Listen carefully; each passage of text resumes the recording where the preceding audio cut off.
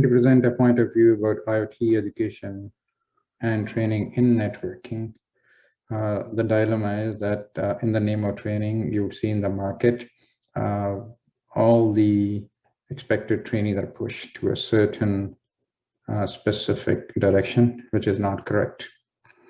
If we look at kind of all context of IoT, you have at the bottom installation of commercial IoT hardware where renowned companies, they have built the hardware and you need more like technician approach to install them.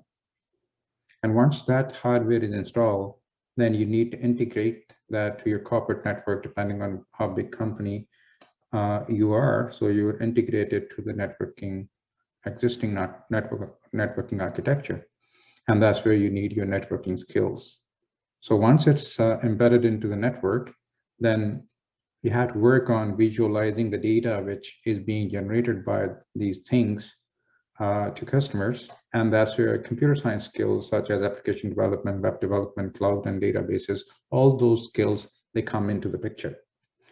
So that is the flow of sort of your deployment process in IoT.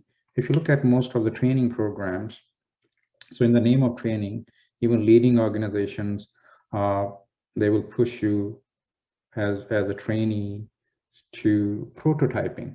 And what you do in prototyping is you have various boards. You have Arduino, you have Raspberry Pi, Adafruit, and different boards. So they would teach you prototyping, where they would teach you board components of the board and pin configuration, any specific IDE or operating system related to those boards. Some have add-on boards or supplementary boards, so you have to learn them. And you have to learn their hardware limitation, what can they do, what cannot, and the compatibility issues, what are different other systems they are going to be integrated with, are they compatible or not, looking at the data rate and so many other things. Then the programming capability, so you cannot think of anything you could do with those little boards.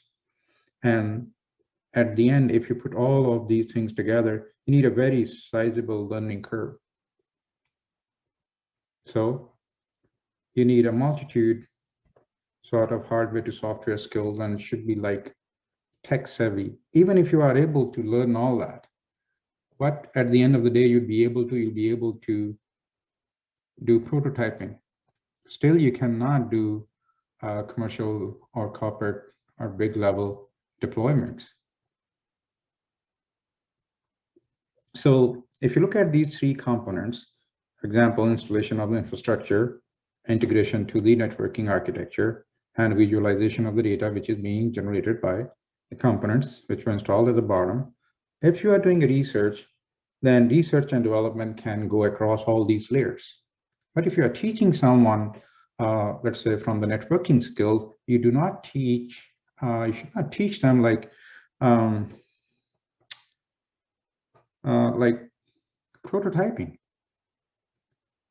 So if your focus group is people with the networking skills, you may be interested in teaching them integration of IoT to an existing network.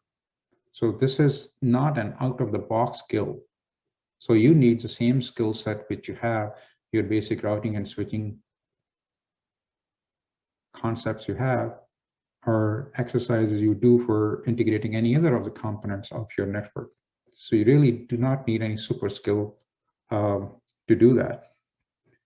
Yes, you should understand that the nature of IoT is different. They are event-driven. They are not a time series data.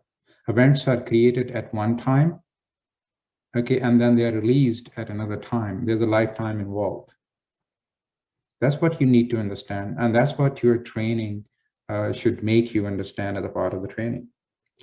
And then the other big thing you need to understand is how the MAC of IoT is different from conventional MAC of the networks. So where we are not sharing only a common resource, so we don't have to find out a scheme how we can share the medium among many users, but on top of that, there are so many specific characteristics which come with IoT, for example, sleeping, for example, scheduling, which usually is not considered in normal MAC protocol. So that should be understood and comprehended.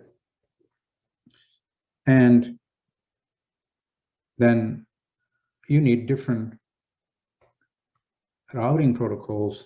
If you're building a network for IT, you should understand what kind of those routing protocols are. Because given the circumstances, your normal routing protocols, for example, OSPF and the families, they would not work.